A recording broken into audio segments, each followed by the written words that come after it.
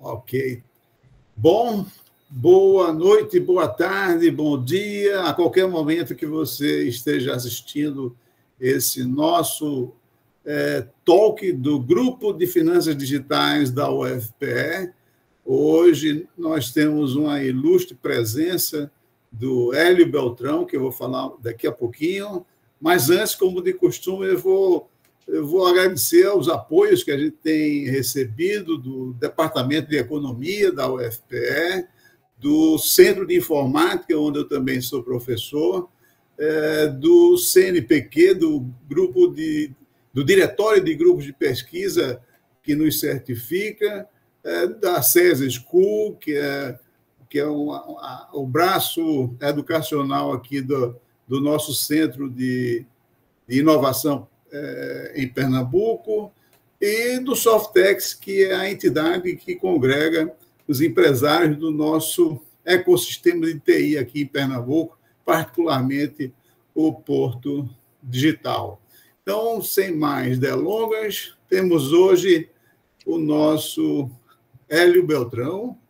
Ele é presidente do Instituto Mises Brasil, foi um dos fundadores do Instituto, fundador do Instituto Millennium, que eu até já há algum tempo pertencia ao quadro de especialistas, fundador da LVM Editora, é comentarista da CNN Brasil, enfim, membro de conselhos de administração de grandes empresas, enfim, é uma pessoa altamente qualificada para nos trazer a sua visão sobre economia, finanças e, particularmente, essa questão da liberdade, que é uma questão muito cara hoje em dia, e quem tem a experiência que você tem pode nos ajudar muito a entender essa coisa que está acontecendo no mundo.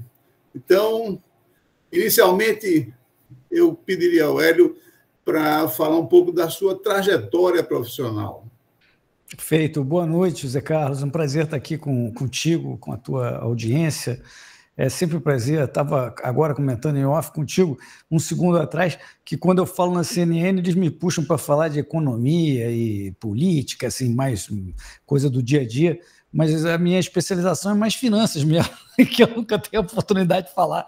Então vai ser bacana a gente falar um pouquinho também disso hoje, mas a minha trajetória, assim, a minha trajetória teve passagem por empresa, em áreas financeiras, controladoria, mas aí eu fui fazer um MBA e logo que eu voltei do MBA, na verdade, durante o MBA já fiz um summer job no Banco Garantia, em São Paulo, estou falando aí em 93, e logo que eu saí do summer eu já tinha um emprego garantido, era uma época difícil, no Brasil inflação alta, o mundo também mal, os Estados Unidos não estava tão bem assim, mas já passei meu segundo ano do MBA com meu emprego garantido no Banco Garantia, que dependendo da idade de quem está nos ouvindo, talvez não saiba do que se trata, mas na época era o melhor banco de investimentos do Brasil, cujo acionista principal era o Jorge Paulo Lemann, né? E um banco pequeno, muito agressivo, dinâmico, com uma pegada empreendedora, difícil de trabalhar, porque era uma competição muito grande, num ambiente muito competitivo, e eu fiquei lá por, 6 anos, e eu passei a fase difícil do Banco Garantia, porque em 97, Zé Carlos, quando teve a crise da Ásia, né, lá do outro lado do mundo, né, eles tinham ainda uma época de moedas de câmbio fixo, e eles fizeram aquelas besteiras tradicionais com seus orçamentos federais, e quem está no câmbio fixo e fica brincando de ter desequilíbrios, acaba tendo um problema na moeda. E aí teve desvalorizações competitivas. Malásia foi, a Tailândia foi, as outras foram. Mas o que aconteceu é que aqui no Brasil, o Garantia se tornou ilíquido e basicamente quase insolvente. Foi um drama muito grande. Assim, o Itaú ajudou a salvar, o JP Morgan ajudou a salvar, o próprio Jorge Paulo tomou emprestado dinheiro, que era da Brahma, outra companhia dele. Imagina, hoje seria impossível fazer esse negócio no Brasil. E aí, aos trancos e barrancos, a coisa, o Garantia se salvou, né? Vamos chamar assim. Mas o que me surpreendeu, Zé Carlos, é que, na minha cabeça, com a educação boa que eu tive, em termos de onde eu estudei, que era sempre bom aluno, eu falava, eu não consigo entender uma coisa aqui. Como é que pode o negócio que acontece no outro lado do mundo aqui bater se as fábricas continuam as mesmas, as pessoas aqui no Brasil continuam as mesmas, os fundamentos do governo brasileiro que eram ruins, mas continuaram os mesmos? O que acontece que hoje a Bolsa caiu a metade no Brasil, em dólar, a riqueza caiu no mínimo 30% ou 50%, dependendo de quem fosse a pessoa?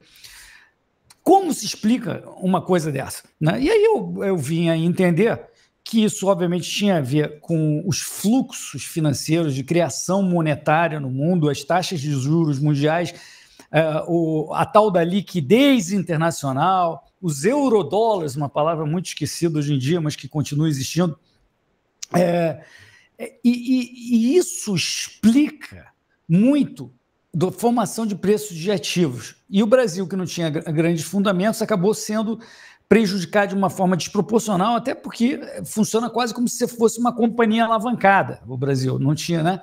E eu só descobri isso depois de ler muito.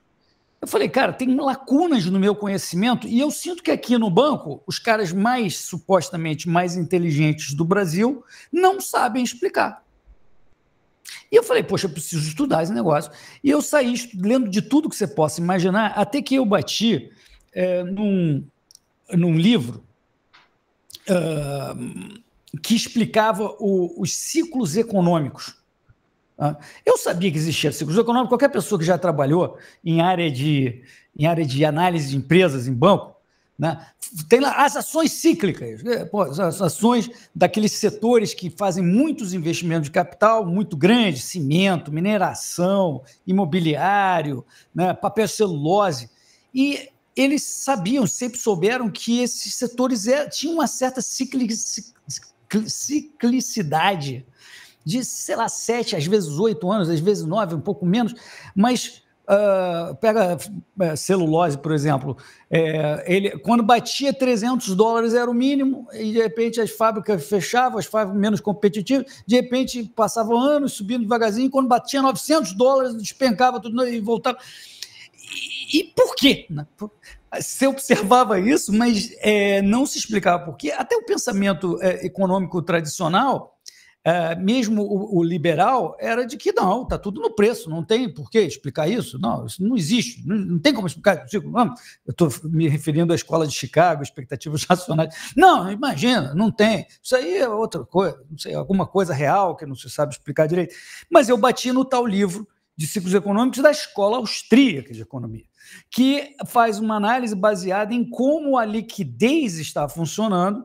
E como eu ouvi o Jorge Paulo falando da liquidez o tempo inteiro, eu sabia que isso era a coisa mais importante para ir para os tubos do mercado financeiro, né? Os canais de funcionamento.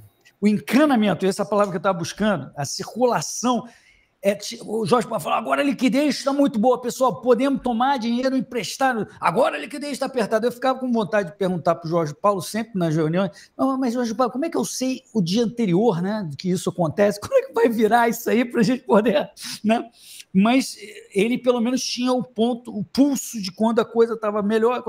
E no fundo você consegue medir isso. A escola austríaca meio que me ensinou, me educou em como observar quando os bancos centrais orientam um enxugamento por necessidade, mas em caso geral eles orientam uma expansão, né, monetária, muitas vezes desenfreada, né? E com essa informação, Zé Carlos, isso mudou um pouco a minha vida, a minha cabeça, porque eu passei a ler tudo da Escola Austríaca de Economia, me tornei não só se eu posso me chamar economista, eu não sou economista de formação, mas me tornou um economista austríaco de leitura, e me tornou também um anarcocapitalista, porque eu acabei lendo toda a filosofia política coerente com você deixar o mercado operar, né? E que eu considero que é o que funciona melhor. Quem já foi do mercado sabe que o mercado funciona muito melhor que o governo. Você pode dizer que o mercado, quem quiser dizer que o mercado é falho, e tem que ser porque as pessoas que estão por trás são falhas, ninguém é Deus, o governo tem muito mais falhas sempre do que o mercado. Então, de porte disso, eu passei a ter instrumentos que poucas pessoas compreendiam. As pessoas não compreendiam muito bem, por exemplo, dá um exemplo, que um banco ele é ilíquido 100% do tempo, que ele só tem... Poucas pessoas entendem isso, o que quer dizer isso. Eles só tinham 10% dos depósitos ou das linhas de curto prazo que ele tomava, porque ele toma curto e dá longo, né? Então, ele está sempre descasado e sempre líquido. Isso é uma insustentabilidade inerente ao mercado financeiro global, que pouca gente entende os efeitos disso. O cara lê nos livros de economia sobre efeito dominó, multiplicador monetário, mas esses são nomes, parecem meio soltos, e quando você entende o que isso significa, você começa a ter um pouco de uma compreensão. E aí, em 98, o Jorge Paulo encheu o saco, veio uma nova crise, que foi a crise da Rússia. O Jorge Paulo falou, quer saber, eu vou vender esse banco, vendeu para o Credit Suisse, o Banco Garantia, e desculpa se eu estou me estendendo muito, mas acho que... Não, está ótimo, está ótimo. Tá bom. Pode seguir. E aí o Credit Suisse comprou, e eu, naquele momento, embora tivesse um dinheiro bastante grande a receber em 3 anos, ficando, eu falei, quer saber, eu vou empreender, até porque eu tive essa visão, e eu comecei a empreender fazendo investimentos macro, com essa visão macro, de analisar a liquidez, etc. E eu me dei muito bem com isso. Eu percebi naquela altura, ali em 2000, quando eu comecei essas operações, que estava começando um novo ciclo de alta da economia, pelas expansões que o Fed estava começando a promover, no Greenspan, o taxa de juros saindo de 5% para 1% durante muito tempo, e eu me posicionei em ações cíclicas. Mas eu queria escolher ações cíclicas que a China precisasse e que ela não produzisse. E aí eu fui eliminando os setores e acabei escolhendo mineradoras. E assim montei o meu portfólio de mineradoras. E quando chegou em 2007, Zé Carlos, eu tinha um painel de controle muito sofisticado de avaliação de liquidez bancária, que é onde primeiro aparecem os sinais de escassez no encanamento, né? Você pode olhar no nível soberano, era uma das coisas, mas o central, que estava no meio do meu painel, era o que se chamava TED Spread, que era o spread entre o mercado de eurodólares privados, quanto os bancos captam, para o que o Treasury capta. É um termo técnico que não vou entrar, mas isso tinha uma estabilidade muito grande ao longo do tempo e era um leading indicator de crises de liquidez, principalmente no setor bancário. E quando chegou em 8 de agosto de 2007, eu assinava o Financial Times, era um formato que eles imprimiam aqui no Brasil, mandavam o arquivo, imprimia, chegava um papel branco, não rosinha, maravilhoso, porque eu queria ler mais rápido. Então, quando eu abri na página 13, sei lá, o Banco Central Europeu injetou 120 bilhões de dólares no setor financeiro. Eu já tinha visto, eu tinha aberto meu painel de controle e não entendi nada que saiu o TED Spread de 20 para 35. O que está acontecendo? Aí eu vi na página 13. Eu costumo dizer o seguinte, que você nunca ganha dinheiro com o que está na página 1 do jornal, na manchete. Você ganha dinheiro com matérias da página 13 que estão a caminho da página 1. Né? E essa, por acaso, realmente estava um pouco escondida. Mas o meu painel de controle mostrou. Eu percebi que alguns fundos da Paribas tinham perdido 30% naquele mês, alguns dias depois. O meu dedo já estava tremendo. Alguns fundos da Goldman também perderam 20%. E quando esse fenômeno aconteceu, que deu mais um salto, eu falei, acabou, a festa acabou. Tiraram the punch bowl, tiraram o vinho da sala, né, da festa, e eu vendi todas as minhas posições de risco e eu comprei ouro, né? 100% das minhas posições. E foi interessante porque você vai falar, pô, mas agosto de 2007, Hélio, são 6 meses no mínimo antes do que aconteceu. Eu achava curioso, porque o meu painel de controle estava mostrando piora, e o ouro estava subindo muito rápido, até mais rápido, mas o mercado também estava subindo, o S&P estava subindo, o Bovespa estava subindo. Mas quando bateu janeiro no Brasil e março nos Estados Unidos, a coisa degringolou, até que em setembro de 2008, né, houve 15 de setembro, inesquecível, 15 de setembro de 2008, a Lehman quebrou, né, mas a AIG já tinha ido para o saco Bear Stearns em março, e aí, sim, tudo fez sentido. Tudo isso, por que eu estou contando isso? Porque quando eu vendi as minhas posições, era justamente...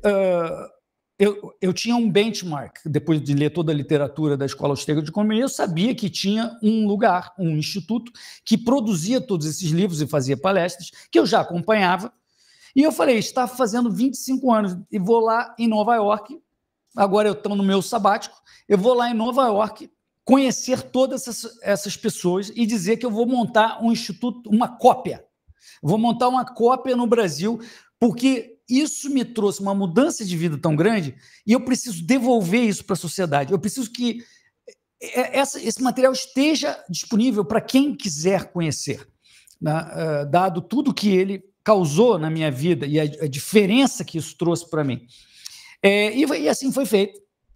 No ano anterior, eu já estava, obviamente, eu ainda estava trabalhando muito, etc., mas... em 2005, eu já estava ali na fundação do Instituto Millennium, que teve como pessoa central a Patrícia Carlos de Andrade, mas que estava ali na fundação o Dr. Jorge Gerdau, o William Ling, o João Roberto Marinho, o Paulo Guedes. Então, nós e mais uns 5 pessoas assim, fundamos também o Millennium. Então, recapitulando, o Millennium ele tinha uma visão de Estado de Direito, liberalismo também, mas um liberalismo com um lado, vamos dizer, o Estado ainda tem que fazer várias coisas, né?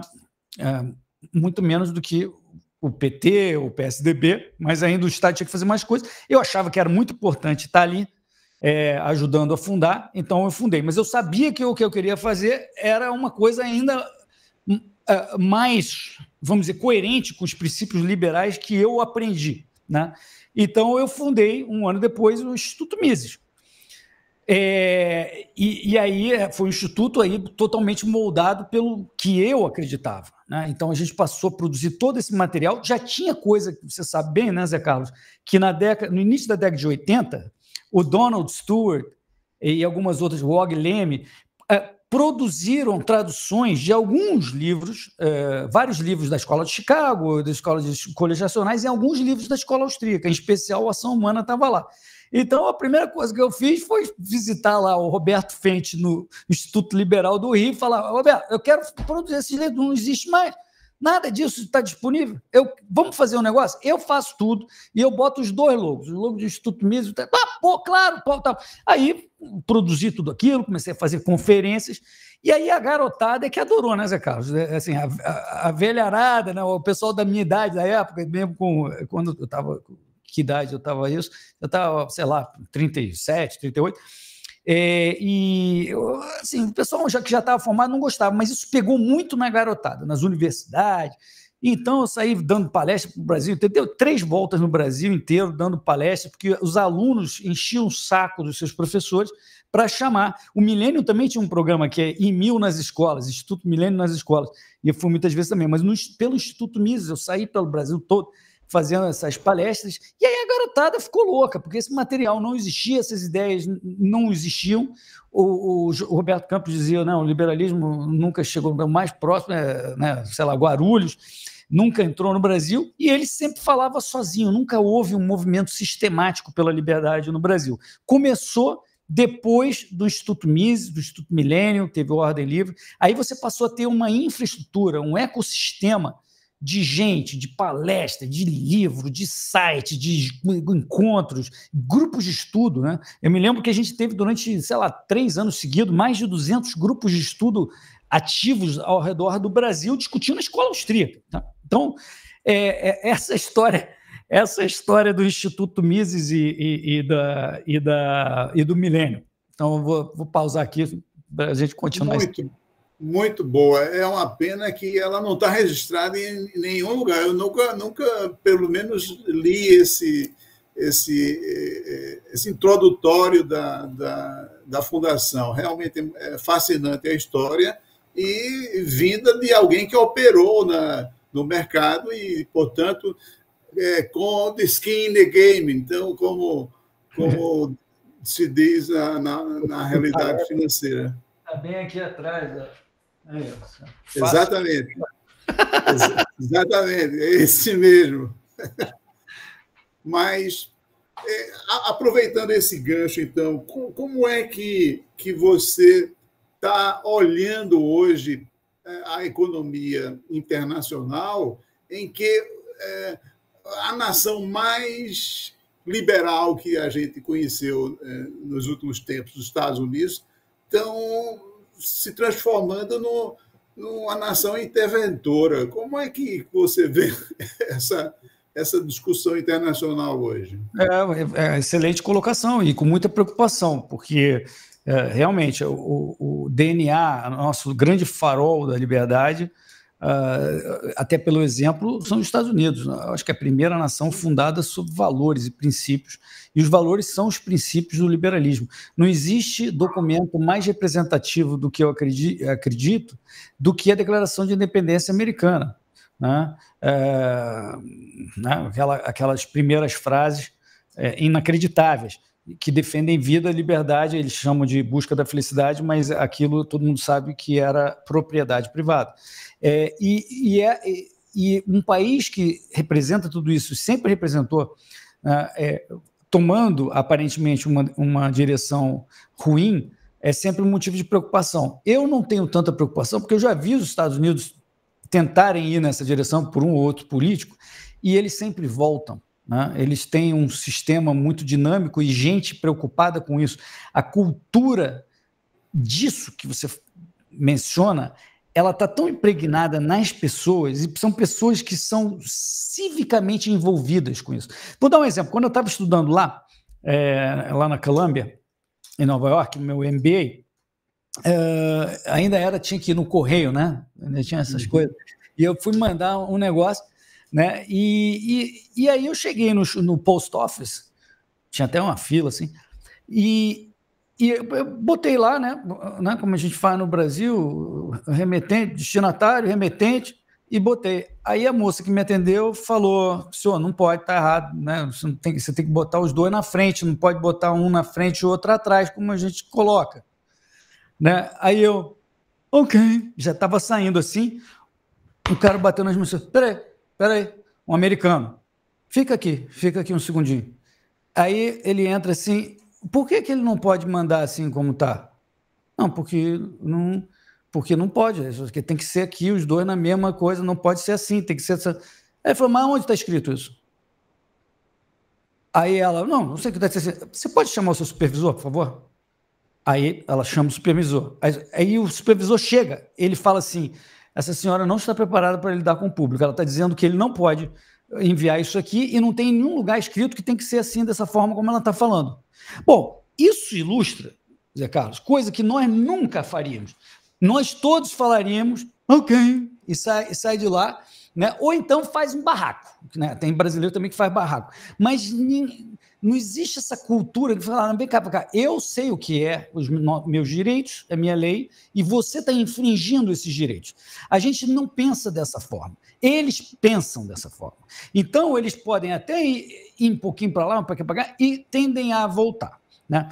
O que eu quero dizer com isso, na verdade? Né? A gente está vendo, eu vejo com muita preocupação o nível de alavancagem americano e o nível de alavancagem no mundo. Na questão de preços, né, e dos fluxos financeiros, isso é um jogo relativo. Então, os Estados Unidos estão muito menos pior. No concurso de feiura, os Estados Unidos continuam sendo disparados os menos feios que tem por aí. Aliás, como você sabe, o gap entre os Estados Unidos e a Europa disparou nos últimos 15 anos, 10, 15 anos. Então, os Estados Unidos estão muito, muito melhor do que sempre esteve em relação à Europa, por exemplo. Tá? O Japão nem se fala, o Brasil nem se fala. Né? Me lembro quando, sempre que eu cresci, o Brasil era sempre 1/10 dos Estados Unidos, agora é 1/15, sei lá. Assim, a gente está cada vez mais pobre em relação aos Estados Unidos, que não era para estar crescendo tanto mais, segundo os livros, né? Os famosos livros que as pessoas leem, que tem que ter convergência, não sei o quê, mas a gente não gosta de praticar convergência, sei lá, nossos políticos. Bom, caminho ruim, mas são os menos feios. Né? Então, quando você olha fluxos financeiros, eles ainda são os mais atraentes. E agora já estão preparados a reduzir os juros de novo, né? Então a demanda está crescendo. O pessoal vê, não, porque a China já está vendendo títulos públicos americanos. Primeiro que a China é 8% do total de treasuries e não muda essa proporção. Tem muito menos que o Reino Unido de treasuries, tem muito menos que o Japão, né? Ou seja, 8%. Isso não vai fazer a menor diferença, tá certo? Para os Estados Unidos, não é nada disso que vai ter diferença. Agora, o problema fiscal americano é enorme. Eles têm estruturalmente uma situação em que eles podem até ter déficit público, porque o mundo precisa de dólares. E eles precisam. E a forma de prover esses dólares é, primeiro, pelo déficit em conta corrente, e isso também acaba se traduzindo um pouco em permitir que haja um déficit fiscal, que não precisa existir, mas você sabe que se está dando. Se o mundo está querendo. Né, eu sempre falei lá no Garantia, eu já falava isso. Né, o mundo manda carros, aviões, computadores para os Estados Unidos, eles mandam foto do George Washington para eles, fotos, e ainda fala assim, não, e não precisa mandar para mim a foto, não, guarda aí contigo. É o sistema mais genial que existe, né? É o fato de ser o exorbitant privilege, como os economistas chamam, privilégio exorbitante, mas é a moeda de reserva do mundo. E por que é a moeda de reserva do mundo? Não é porque eles têm a melhor exército, é porque eles consistentemente têm melhores resultados financeiros e gestão pública do que os outros países. Está aí a prova, está até hoje. Né? Mesmo tendo piorado, o resto piorou muito mais. O Covid foi uma bomba atômica nas finanças públicas do mundo inteiro, mas pior ainda nos outros países, aqui também. Então, a minha preocupação, estou fazendo uma resposta muito longa, mas a minha preocupação... Fica à vontade, fica à vontade. A minha preocupação com os Estados Unidos não é tão grande assim, porque eles têm um tempo, e o que você está vendo também do que sai nos jornais, a página 1, né? Eu vou falar da página 13 de novo, o que está na página 1, né, é o Trump metendo tarifa, né, e tal. O que está na página 13 é o que ele já cortou de gastos. Né? E também no negócio da tarifa, o que ele levanta de dinheiro com esse negócio enquanto não tem um acordo. Porque eu sinceramente, não acredito, Carlos, que o Trump seja todo esse protecionista que está por aí. Ele sabe negociar.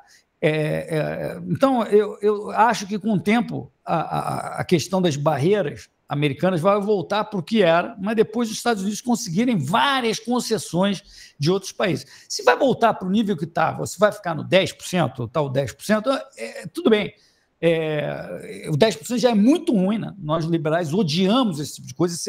O pior prejudicado com tarifas e protecionismo são os americanos, são as empresas americanas que passam a ficar menos competitivas. Se eles querem competir com a China, eles têm que poder comprar insumos baratos como a China faz. Se eles passam a cobrar 10% mais, eles saem do mercado competitivo. Isso é uma burrice, e é por isso que eu acho que eles não são burros, né? E eles vão acabar voltando aos poucos para o normal depois que conseguirem concessões substantivas de todos esses países com que eles estão fazendo bullying, né? Assim, eu não me preocupo muito. Enquanto isso, o déficit lá, que é gigantesco, 2 tri, com cara ruim, mas pelo menos parou de crescer e está diminuindo, coisa que o Biden não queria nem saber. Falando, não, nós somos dos Estados Unidos, a gente pode gastar o que quiser, aumentar a dívida que quiser, que nunca vai acontecer nada. Não é bem assim. E o Brasil, nós brasileiros sabemos bem disso. Hélio, enquanto você estava falando da sua trajetória e que você percebeu que não havia literatura para dar respostas às suas preocupações, eu me lembrei que, em 2019, eu vi comprei um livro recente de duas lideranças acadêmicas do mainstream, o Lawrence Summers e Olivier Blanchard. O livro é Evolução ou Revolução? E lá dentro eles fazem um certo meia-culpa de que, nessa crise de 2008, eles não observaram a centralidade das finanças. E isso aí me tocou muito, porque eu cansei de ler coisas do mainstream, mas, de fato, quando você olhava os modelos macroeconômicos, você não via finanças, você não via esse destaque. E, no entanto, os Estados Unidos, na segunda parte do século XX, atravessou uma das maiores inovações financeiras que o mundo já viu. Agora, a minha pergunta é a seguinte: como é que você percebe a emergência dessas novos ativos financeiros provocados fundamentalmente pela emergência das criptomoedas? O Bitcoin é o epicentro disso tudo, a tecnologia por trás, e o governo americano foi muito reticente em apoiar essas iniciativas, particularmente os democratas, e só agora a gente vê que o Trump passa a ser o líder desse novo movimento, que é uma coisa assim, está muito próxima da descentralização, da questão do mercado funcionar mais livremente. Então, como é que você vê isso? Ou seja, se a gente for na literatura, o Hayek propugna a existência da moeda privada.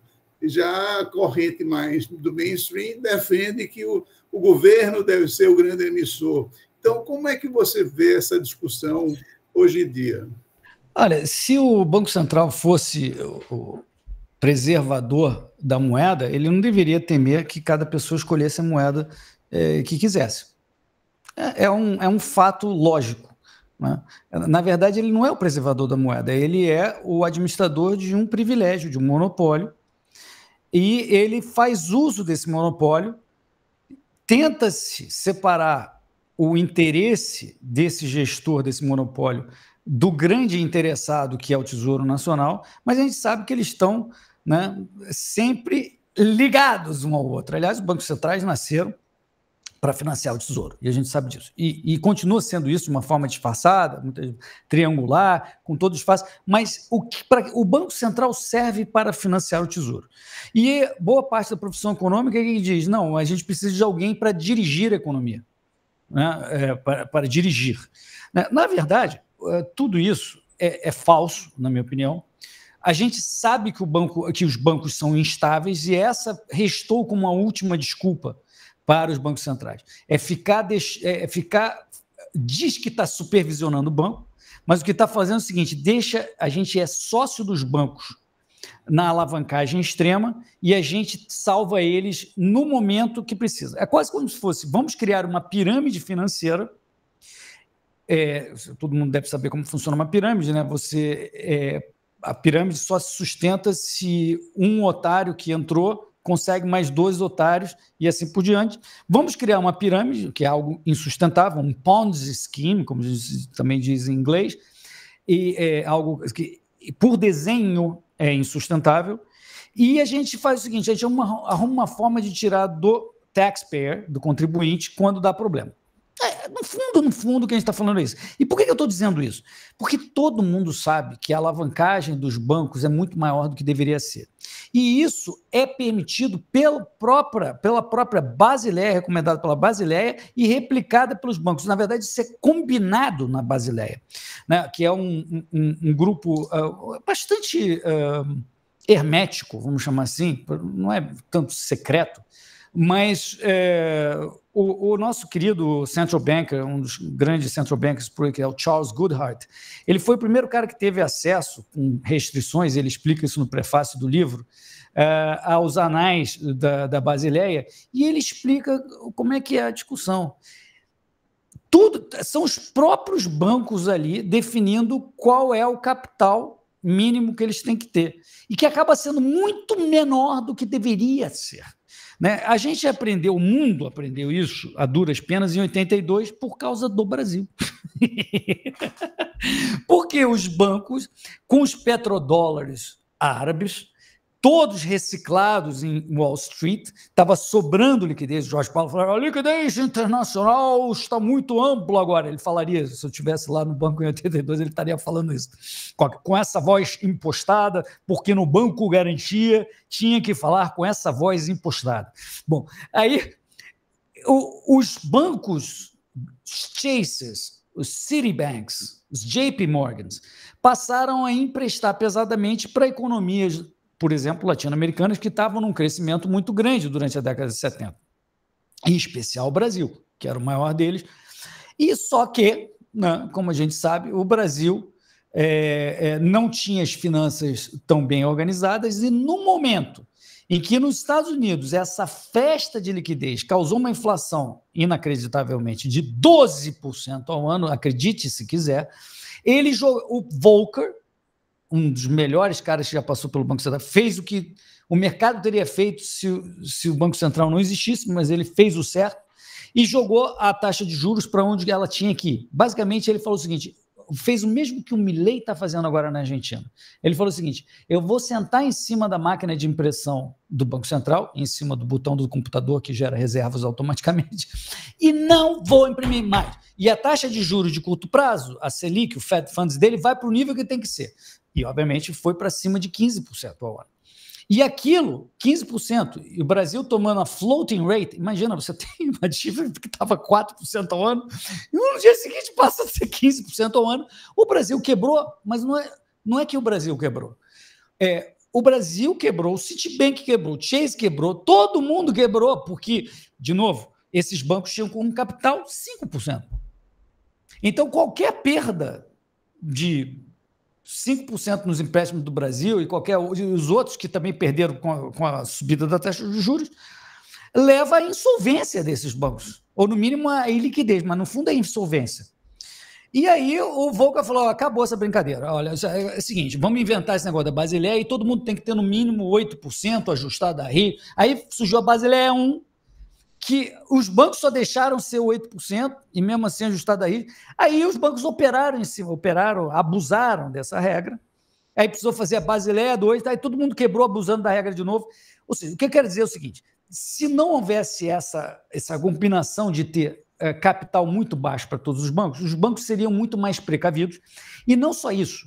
Se os bancos, quando quebrassem, o cara perdesse todo o dinheiro e acontecesse com qualquer empresa que quebra, que os credores assumem e você tira os caras que estão lá, não. Todos os caras de 2008, que o Larry Summers aí falou no livro, com Blanchard, não sei o quê, estão lá até hoje. Coisa que é impossível a uma empresa, se você não consegue pagar suas contas, você perde, o acionista sai e entra. Esse é o sistema capitalista. Quando as pessoas não entendem, quando se fala quebrar no sistema capitalista, as máquinas não desaparecem, não é nada disso. O que acontece é que um novo plano chega com os credores que têm a receber daquela empresa, uma nova gestão e aquele plano de negócio é alterado e aí opera-se uma nova ótica. É muito mais bacana do que qualquer outra coisa que foi inventada, só que nada disso é aplicado a bancos. Então, quando você tem esse moral hazard, para usar o nome técnico, onde você sabe que se você ganha arriscando, você tem todo o benefício do risco que você arriscou, mas quando você perde, o outro paga, o negócio vai para o saco. Então, é assim, a gente teve o negócio indo para o saco, todo mundo está pagando a conta até hoje, e está na cara que vem o próximo. Então, chegando no Bitcoin, que eu não sei porque eu estou falando tanto hoje, Zé Carlos, mas eu acho que ilustra bem. Chegando no Bitcoin, o Hayek já tinha antecipado no Denationalization of Money, que foi, por sinal, o primeiro livro de escola austríaca que eu li lá, não foi o Ciclos Econômicos. O primeiro foi o Denationalization of Money, que eu achei na livraria, ali na Dias Ferreira, no Rio, meu Deus, esqueci o nome da livraria, em 96 ou 97, E eu fiquei, cara, não é possível, esse cara cheirou alguma coisa para escrever esse livro, porque eu não estou entendendo nada. Aqui um banco tem como reserva níquel, ou tem o cobre como reserva. Pô, caramba, cada um vai ter... Como é que eles trocam? Assim, mas eu falei, cara, tem alguma coisa genial aqui, né? E foi daí que eu fiz. Mas o Hayek estava falando o seguinte, vem cá, se a moeda fosse separada, como a gente fala, separa a religião do Estado, beleza. Separa a moeda do Estado. Afinal, a moeda é a coisa mais importante para a sociedade. Uma moeda justa, honesta, é algo absolutamente essencial para uma sociedade. E ela é abusada o tempo inteiro, dado todas essas desculpas, e os economistas que ficam reforçando a tese que é o Banco Central que cuida, que você precisa, afinal. Bom, o Hayek falou, cara, para você trazer a estabilidade, se deveria ter o free banking e a competição entre emissores. Porque é a única forma de se manter honestos. Funciona com o negócio também. Por que o restaurante não envenena as pessoas? Por causa da Anvisa? Claro que não. Tá certo? E se todos pudessem operar junto envenenando, eles fariam isso. Aqui não dá porque existe competição. É a mesma coisa com a moeda. A moeda também, se houver competição, o cara que emite muito sofre perdas e ele vai perder o business dele. Então, se isso acontecesse, os níveis de capital seriam muito maiores. O descasamento de prazos, de você tomar quase tudo em um dia e dar a 10 anos, dar a 20 anos empréstimo, isso não aconteceria neste nível. Ai, Hélio, mas aí não haveria o mesmo crescimento econômico. Discussão com os keynesianos, uma longa discussão que não vai ter tempo de falar assim, mas essa é uma bobagem econômica sem tamanho. O que a gente paga a conta é sempre essa instabilidade inerente, que os bancos é que acabam lucrando e a gente é que sempre paga a conta. Então, o Bitcoin é uma forma, a aposta do Bitcoin, né? Hoje o Bitcoin é tradeado na aposta, no caminho que ele está fazendo. Qual é o caminho em que isso valha? Já vale hoje, eu sei, mas qual é o caminho que ele vai valer mais ainda? É o caminho que isso se torne uma moeda, e moeda, a definição não é só um meio de troca, é o meio de troca mais líquido numa determinada jurisdição. Se o Trump soubesse disso, ele não estaria tão feliz com o Bitcoin, porque o que ele mais quer defender é o dólar, como você sabe, né? Então, ele está achando que é mais um daqueles ativos financeiros e tal. Mas as pessoas não investem em ativo financeiro sem rendimento se não tiver outra explicação por trás. A explicação que está por trás é que a aposta é de que, em um dia, o Bitcoin vai se tornar a moeda. Não só. Você vai poder ir aqui na padaria e o cara vai querer receber em Bitcoin, porque todo mundo que ele vai pagar quer receber em Bitcoin. A gente está longe disso ainda, mas o caminho que está sendo percorrido é esse. Esse dia vai ser um dia difícil de acontecer porque vai haver toda a tentativa de matar, porque você está tirando todos os privilégios exorbitantes que os bancos centrais e os bancos e todo esse pessoal que migra em torno disso tem. Então, está sendo uma aventura incrível observar essa moeda privada, descentralizada, que não depende de ninguém e é independente do Estado. Mas as stablecoins, elas estão cumprindo um papel intermediário, né, entre aqueles que querem defender os ativos clássicos que estão aí e aqueles que propugnam esse caminho lá na frente. Então, as stables hoje são a palavra de ordem no momento, né? A lógica é um pouco diferente, mas elas são sim a palavra de ordem, porque elas têm como lastro, é como se fosse o padrão ouro, né? Elas têm como lastro uma moeda escolhida, uma moeda considerada forte, né? Então, antigamente, quando você tinha o Bank of England com um estoque substancial de ouro, ele guardava os ouros e ele emitia notas em que as pessoas podiam a qualquer tempo ir ao Bank of England e as pessoas tinham quase a segurança completa de que tinha. Dizem que eles tinham 30%, ao contrário dos 5%, 4% que os bancos têm hoje de reserva. Tá? Então, se você vê como 30% faz muito mais sentido. Quando perguntavam naquela época ao Bank of England, quanto vocês têm de reserva aí? Eles sempre respondiam, o suficiente. Mas hoje a gente sabe que era alguma coisa em torno de 30%, na média, coisa assim. Então, se você tem um bom lastro, tá? E essa pessoa que administra um bom lastro é honesta, você pode ter um stablecoin que funcione bem. Né? Até porque você ganha o senior. Ele não tem dólar em papel guardado no cofre. Ele tem títulos públicos. Espera-se que títulos públicos de 3 meses, né? Porque se ele tiver títulos públicos de 10 anos, ele está correndo o risco de duration. Né? Então, e pode cair bem abaixo do par. Né? E se cair abaixo do par, acabou o stablecoin. Não pode cair abaixo do par. Para não cair abaixo do par, né, que também aconteceu em 2008 com aquele fundo, primeiro mutual fund de money market que broke the buck. Né? Quando um fundo de money market breaks the buck, corra para as montanhas. Né? E isso aconteceu também em 2008. E a stablecoin, dependendo de quem administra, pode break, ou porque o cara é corrupto e não está comprando o lastro que ele promete comprar, ou porque ele ali mete um pouquinho de outras coisas, como a Argentina fez lá na época do cavalo, desobedeceu a lei da convertibilidade, começou a comprar títulos públicos de emissão do Tesouro Argentino denominados em dólar, quando isso era proibido. Tinha que comprar treasury. E aí quebraram lá atrás. Né? Até hoje o stablecoin Hong Kong não quebrou, porque eles obedecem fielmente, né, de ter $1 para cada 7,8, sei lá, com a quantidade de Hong Kong dollars que tem. Então, stablecoins é muito bacana, porque aí você pode tornar ela ainda mais digital, né, e mais fácil de cross-border, por exemplo. Mas não vamos esquecer, para concluir aqui, não podemos esquecer que mesmo antes da invenção do Bitcoin e mesmo há 15 anos atrás, a nossa moeda já era 80% digital. O que eu quero dizer com isso? Você vê no caixa eletrônico um número. A única parte física é o que você leva na carteira. E hoje é menos ainda, imagina, eu não fiz a conta. Mas ela já era muito digital. É que a stablecoin é um digital que é mais eficiente cross-border, por exemplo. Né? E para outros temas facilita. Né? Mas moeda digital já tem o Pix. Né? Hoje temos o Pix. Então, eu estou explicando tudo isso, Carlos, para dizer o seguinte: o serviço fornecido por uma stablecoin ou por um Pix, eu não estou comparando os dois, claro que stablecoin é melhor, é muito, muito diferente do serviço prestado por uma moeda privada, descentralizada, inexpugnável no seu desenho, não na sua senha, que você pode sempre perder, que tenta ser um competidor da moeda atual. São dois serviços muito diferentes.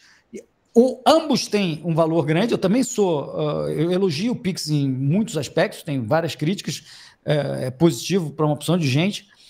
As stablecoins também, mas o Bitcoin se propõe uma coisa ainda mais profunda e que pode trazer, se funcionar, a despeito de toda a guerra que vão travar quando descobrirem o perigo que correm, o Bitcoin.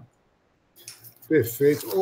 Hélio, estamos aproximando já da parte final e eu não gostaria de encerrar sem a gente falar um pouco de Brasil.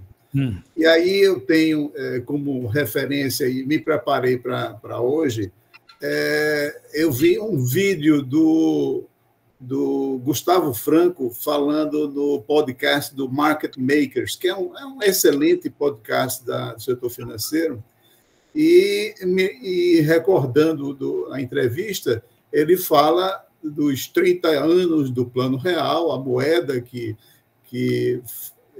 ajudou a consertar as finanças brasileiras, do caos que era a ordem monetária brasileira, e equiparando a moeda ao hino, à bandeira. Ele tem muito esse discurso. Mas aí perguntaram, e daqui para frente? Aí ele disse, olha, os próximos 30 anos serão melhores do que os últimos. Então, isso para a moçada, a meninada, os alunos, isso é uma mensagem extremamente positiva.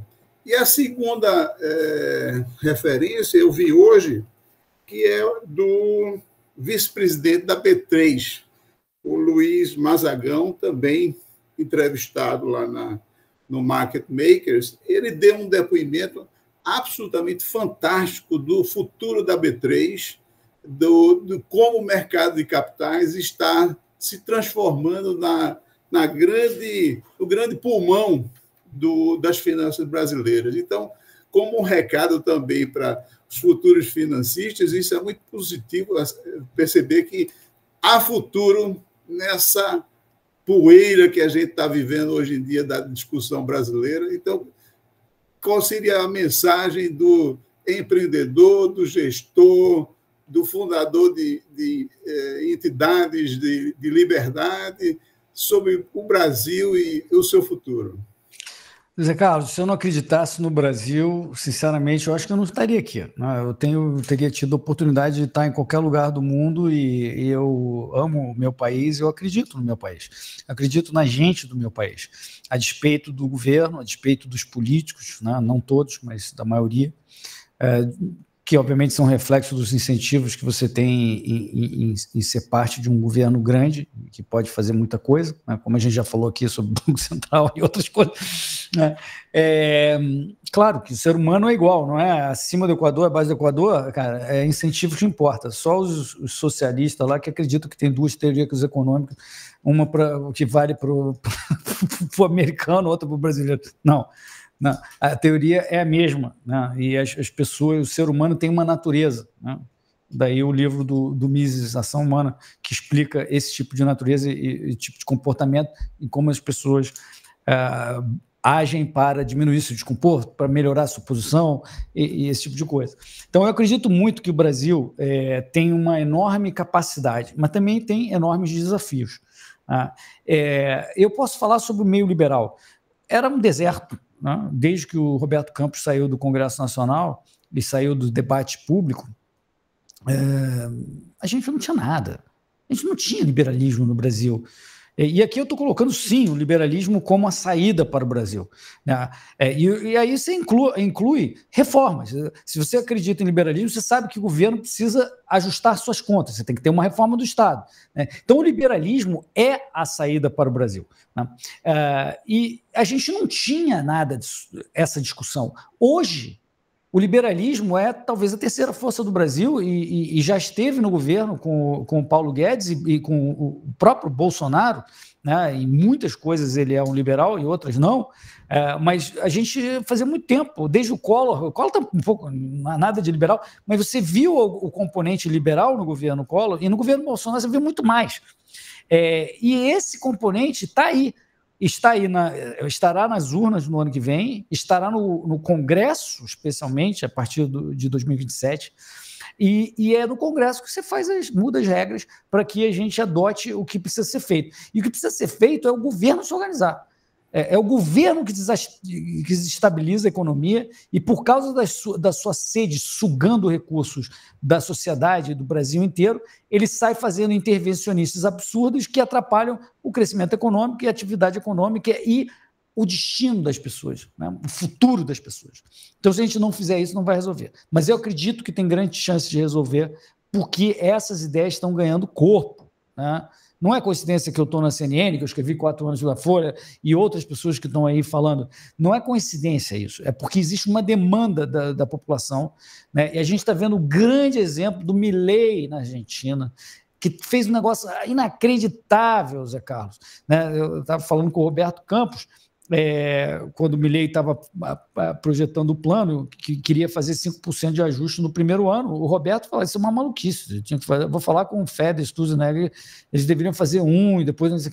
O Milei não ligou para isso, fez os 5, tá certo? Yes, we can. Se você, fala assim, porque hoje o pessoal fala assim, não, o orçamento é todo comprometido, o orçamento discricionário não existe. Mas e o outro? Você está brincando, cara? O que é isso? Vai presumir que 95% do orçamento você não pode mexer, porque é funcionário público, não sei o que. Não pode mexer, não pode fazer nada. Com essa atitude, a gente vai para o abismo, né? Mas eu acredito, o Brasil tem um pouco dos Estados Unidos nisso. Quando a gente vê o abismo, a gente passa a agir. E a gente está muito próximo do abismo, porque a gente está na situação, desculpe falar, de 2013 e 2014. Onde, de repente, do dia para a noite, isso as pessoas esquecem. o cenário fiscal era ruim e, por causa da crise, ficou 10 vezes pior do dia para a noite, porque o crescimento virou recessão, o custo de captação multiplicou e aí a situação que era ruim virou horrorosa. E aí precisou mudar precisou o Centrão fazer uma ponte para o futuro que poderia ter se escrito qualquer liberal do Instituto Mises, tá certo? Para falar que ia mudar o Brasil, e chegou ao poder o Temer com a ponte para o futuro. E aí começou a fazer aquilo, não tinha o apoio liberal que hoje tem, eu acho que hoje é maior, e depois disso teve o Bolsonaro com todo aquele apoio. Então, se a gente tiver essa mesma onda acontecendo, e eu acredito que é muito possível que aconteça, a gente vai fazer as reformas que a gente precisa fazer. O nosso problema hoje é fiscal. Hoje a economia hoje não está ruim, não, está crescendo 2,5%, o desemprego está muito baixo, um dos mais baixos históricos, a inflação está caindo, porque o Galípolo ainda está obedecendo o que aprendeu do Roberto Campos. Então, assim, macroeconomicamente está razoável, mas o fiscal é o que vai destruir o Brasil. A gente está em 13 e 14. E essa destruição as pessoas não entenderam. A Previdência não vai pagar as pessoas mais para frente. As pessoas parece que não entenderam que não dá para resolver a pirâmide da Previdência. Não dá para resolver a pirâmide da Previdência. Vai ter que sanar as causas fundamentais. O Charles Goodhart, quando analisou o livro dele, maravilhoso, eu tenho aqui, se quiser depois te dou o nome, dos anais da Basileia, ele falou: o grande problema é que eles nunca analisaram as causas fundamentais dos problemas e nunca quiseram internalizar, falando em linguagem de economês, internalizar os custos de quem faz a merda. Desculpe os termos. Então, aqui é a mesma coisa. No Brasil, ninguém quer internalizar custo nenhum, quer externalizar o custo, terceirizar para a população, mas na hora que o dinheiro acaba, a Tati falava, o socialismo também acaba. E aí a gente, normalmente no Brasil, a gente age. Eu espero que aconteça isso também. Excelente. Eu adoraria passar mais minutos com vocês, mas o que define esses vídeos, essas conversas é a audiência e a atenção. Então, passando de 1 hora, já entra no custo marginal decrescente da atenção, né? Então, mas foi excelente a sua trajetória,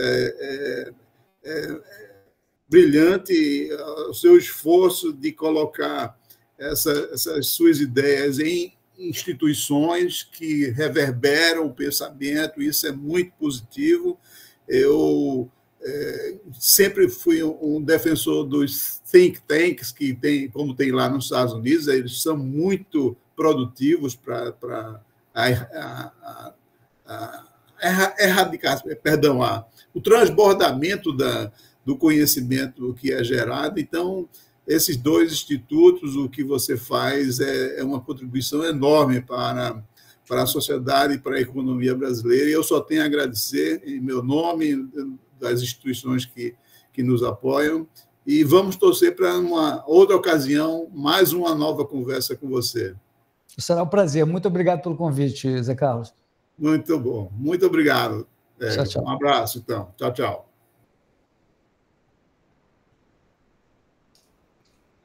Muito bom. Obrigado, Zé Carlos. Rapaz, para a gente foi uma honra, e você é sempre bem-vindo aqui conosco. Tá ótimo. E isso vai para o YouTube ou é só fechado? Como é que você faz com esse vídeo? É YouTube. Eu vou dar o link para você. Amanhã ele sai. Ah, tá bom. Beleza.